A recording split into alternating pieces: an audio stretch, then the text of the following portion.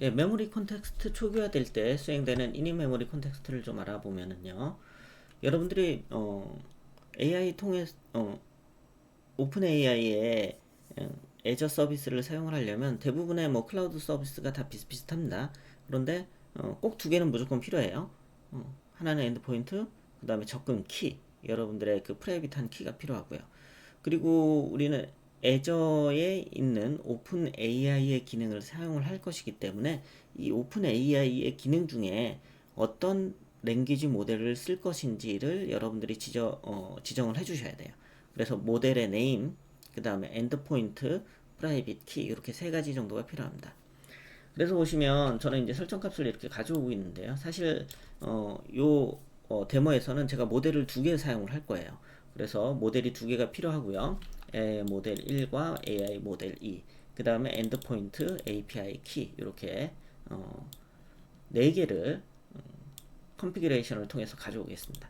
이 내용을 제가 지금 공유해 드릴 수는 없고요. 이걸 알면은 좀 나중에 보안에 문제가 되죠. 이렇게까지만 보여드리겠습니다. 나중에 여러분들이 애저에 가셔서 키에 발급받고 설정을 하면 엔드포인트하고 다 받으실 수 있어요. 그거 이제 쓰시면 됩니다.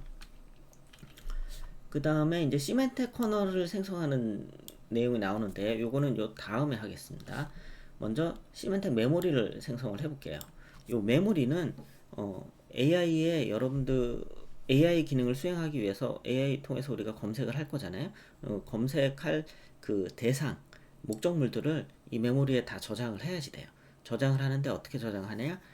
흔히 얘기하는 텍스트 임베딩 된 형태로 저장을 해야 됩니다. 즉 텍스트를 다 뽑아서 그 텍스트를 의미 있는 어떤 숫자의 배열들로 다 저장을 해야 됩니다. 그래야지 나중에 이게 의미상 검색이 가능합니다. 텍스트 검색이 아니라. 그리고 이렇게 저장되어 있는 목록을 대상으로 다시 키워드로 서치라 여러 가지 판단을 하실 수가 있어요.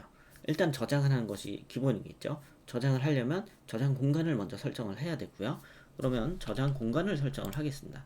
메모리 빌더를 만들고요. 메모리 빌더에 내가 빌더를 할 건데 텍스트 임베딩을 할 공간을 만드는 중이다 라고 설정을 해줍니다. 근데 텍스트 임베딩을 할 때 이제 애저 AI를 써야 되니까 이 임베딩은 어떤 모델을 이용을 해서 할 거고, 그리고 엔드포인트는 뭐고 API 키는 뭐다라고 하고 설정을 빌드를 준비를 해줍니다. 그런 다음에 얘가 실질적으로 어떤 메모리 공간 어떻게 그 저장하는 방법 어디에 저장을 할지를 이제 지정을 해주게 되는데요. 메모리 스토리지를 설정을 해주는데 인메모리 형태의 그냥 메모리 형태의 메모리를, 그러니까 하드웨어의 메모리죠. 하드웨어 메모리 안에 저장을 할 수 있게 이렇게 설정을 해줍니다. 그러니까 요거는 휘발성이죠. 서버가 죽었다 저기 다시 살아나면 저장된 거 다 날라가요. 그렇기 때문에 혹시 필요하시면 이와 같이 휘발성 메모리가 아닌 퍼시스턴트 메모리도 스토리지죠. 스토리지도 따로 이렇게 제공이 되고 있어요. 그걸 쓰시면 이제 외부에 저장할 수 있습니다. 일단 데모에서는 여기 있는 휘발성 메모리 인메모리 형태의 저장 공간을 활용을 하겠습니다. 이렇게 세팅이 끝나면 이제 빌드를 하면 실질적인 그 빌드된 메모리의 인스턴스가 나오겠죠. 그래서 이걸 언더바 메모리로 저장을 하고 이 메모리 인스턴스를 나중에 쓰면 됩니다. 채팅 히스토리를 챗 히스토리 생성을 하고요. 이 메모리 안에 이제 여러분들의 검색 대상을 먼저 저장을 해야겠죠. 그 저장하는 과정이 상품 목록을 조회를 해서 메모리에 저장하는 과정이 여기 필 프로덕트 어싱크 이 부분이 되겠습니다. 여기 가면 이쪽에서 이쪽으로 들어오겠죠. 오면 프로덕트 목록을 가지고 오고요. 그 프로덕트 목록만큼 루프를 돌아서 이 인메모리 공간에 이제 벡터라이징을 하게 됩니다. 그러니까 텍스트 임베딩을 하게 되는 거죠. 그러니까 텍스트를 의미 있는 고차원 배열의 벡터 형태로 다 치환해서 저장을 하게 됩니다. 저장을 할 때 그냥 무작정 저장하는 게 아니라요. 꼭지가 있어요. 키워드가. 그래서 컬렉션 네임이 있습니다. 이 컬렉션 네임으로 밑에 다 저장을 하게 돼요. 나중에 조회를 할 때도 이 컬렉션 가지고 조회를 하면 요 밑에 있는 딸린 놈들만 검색의 대상으로 이렇게 한정될 수 있기 때문에 이 컬렉션 네임은 잘 기억하고 계셔야 됩니다. 그래서 메모리에 save information sync해서 저장을 하는데요. 요놈은 키가 되고 나머지 이렇게 3개 정도를 여러분들이 프로퍼티로 저장을 하실 수가 있어요. 첫 번째 텍스트, 두 번째 ID, 세 번째 디스크립션. 모두 다 문자열 형태고요. 여러분들이 원하시는 거 그냥 저장하시면 됩니다. 다만 저장된 것들을 이렇게 3개의 프로퍼티로 다시 억세스해서 꺼집어낼 수 있습니다. 자, 요러기까지가 요놈이 이제 초기 실행될 때 초기화되는 부분이고요. 그러면 이제 공간 안에 어떻습니까? 여러분들의 목록들이 다 저장이 되어 있어요. 상품 목록들이 여기까지 만들어지고 이제 서치를 한번 수행을 해보겠죠. 해보죠. 서치를 수행을 하게 되면 외부로부터 서치 키워드와 데이터베이스 목록, 프로덕의 목록을 이렇게 받아서 이제 서치를 수행을 하게 됩니다. 그러면 대부분의 이렇게 윤곽은 이렇게 돼 있어요. 그래서 리스폰스를 준비를 하고요. 그 다음에 결과를 반환을 하게 돼 있습니다. 첫 번째 여기 보시면 아까 전에 저장된 메모리 공간이죠. 저장된 메모리 공간에 검색을 수행을 합니다. 그리고 아까 얘기 드렸던 그 검색하기 위한 저장의 키워드가 됐던 그놈을 대상으로 서치를 하게 되고, 그렇게 해서 검색 결과를 가지고 오는데, 검색 결과가 널이 아니거나 검색을 했는데 검색 결과가 널이 아니고 그리고 유사성이 관련성이 0.6보다 크면 이제 그것을 검색의 결과로서 리턴을 시켜주고 있습니다. 0.6보다 작으면 이제 관계가 현저하게 줄어드는 거니까 화면상에 보여주는 검색의 결과로 반환하는 게 적절치 않을 수도 있어요. 예. 결과가 나오게 되면 그 결과에 아이디를 뽑아서요. 그럼 프로덕 아이디로 실제 DB에 해당하는 프로덕을 찾게 됩니다. 찾아지면 이제 이 프로덕은 이름이 뭐고 어떤 결과의 유사성을 가지고 검색이 수행됐다라고 이렇게 화면에 표시해주고, 만약에 찾지 못하면 결과가 없다라고 표시를 해주고, 그리고 결과가 완전히 다 수행이 되면 여기 리스폰스에 마지막으로 값을 더 추가해 주죠. 수행이 끝났다, 여기까지. 그래서 여기까지 다시 한번 수행을 한번 해보겠습니다. 여기에 실행을 시키고요.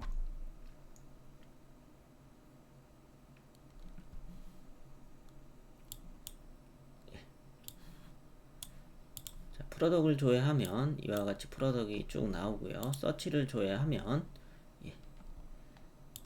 여기에 텐트라고 하면 텐트가 나오지만, 만약에 하우스라고 하면 안 나오겠죠. 왜냐면 텍스트 서치를 하는데 하우스라고 문자가 들어가 있는 상품은 그 어디에도 없습니다.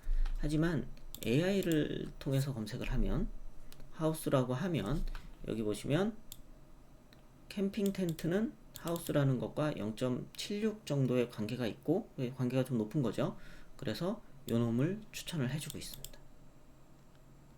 신기하지 않습니까? 이와 같이 AI 서치는 단순히 텍스트 검색이 아니라 텍스트가 의미하는 문맥의 의미를 가지고 추론을 해서 여러분들이 묻는 그 키워드와 유사성이 있는지를 검색을 해서 결과를 반환을 해줍니다. 여기서 한 가지 더 재밌는 걸 알아보면은요, 여기에 일단 제가 다시 한번 검색을 해볼게요. 예를 들어서 라이트, 그러면은 라이트 이렇게 검색이 되겠죠. 그런데 이렇게 해볼까요? some place to sleep. 이렇게 하면 잠잘 수 있는 곳, 이렇게 나오죠. 자, 다시 한번 라이트로 검색을 한번 해보고요. 자, 이제는 그냥 한글로 집이라고 검색을 해보겠습니다. 집이라고 검색을 해도 0.73의 유사성을 가지고 연관성을 가지고 이와 같이 텐트를 추천을 해주고 있습니다. 사실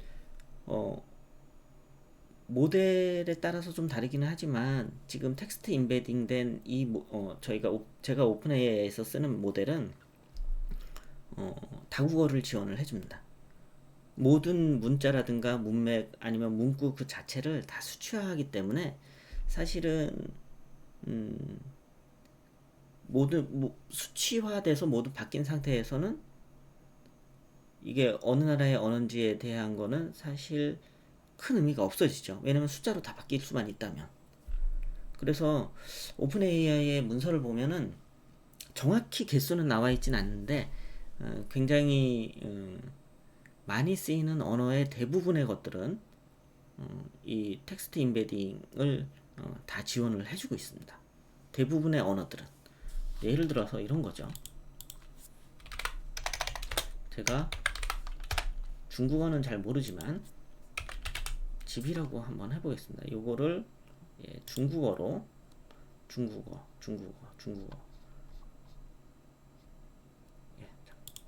여기서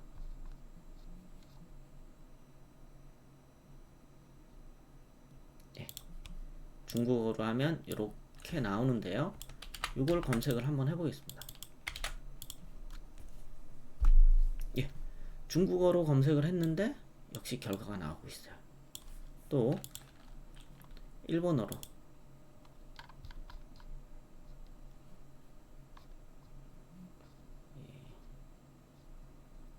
제페니스 일본어로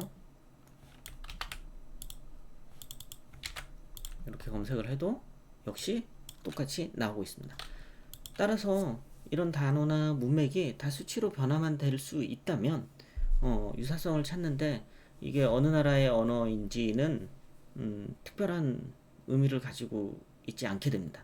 이미 숫자상에서의 유사성, 실제로 그 벡터가 얼마나 서로 가까운지 찾는 거기 때문에 이와 같이 다국어도 다 지원을 해주고 있습니다. 마지막으로 한 번만 더 해볼까요? 예를 들어서 제가 이제 음식이라고 한번 찾아볼게요. 그러면 푸드라고 할게요. 푸드. 실제로 이 프로덕에는 푸드라는 것과 문구가 들어있는 상품은 없죠. 하지만 음식과 가장 유사한 위치에 있는 상품, 의미상은 얘가 추론해서 찾아주기 시작해서 그 결과가 요거 쿠킹, 요 음식 조리 도구를 추천을 해주고 있습니다. 마찬가지로 요거를 음식이라고 조회를 해도 음식이라고 조회해서 똑같은 결과가 나오는 걸 알 수 있습니다. 물론 역시 이거를 다른 나라 말로 차이니스로 이렇게 하더라도 똑같이 결과를 확인할 수가 있습니다. 좀 놀랍지 않습니까? 여기까지. 다음으로 넘어가도록 하죠.